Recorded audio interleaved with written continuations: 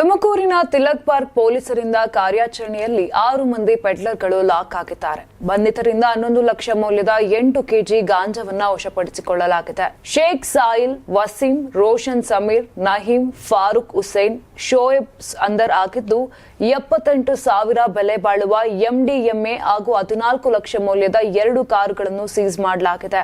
ಬಂಧಿತರೆಲ್ಲರೂ ಬೆಂಗಳೂರು, ಮೈಸೂರು, ತುಮಕೂರು ಮೂಲದವರು. ಛತ್ತೀಸ್ಗಢ, ಒರಿಸ್ಸಾ, ಮಹಾರಾಷ್ಟ್ರ ರಾಜ್ಯಗಳಿಂದ ಆಂಧ್ರ ಮೂಲಕ ತುಮಕೂರಿಗೆ ಸಾಗಣೆಯನ್ನ ಮಾಡ್ತಾ ಇದ್ರು.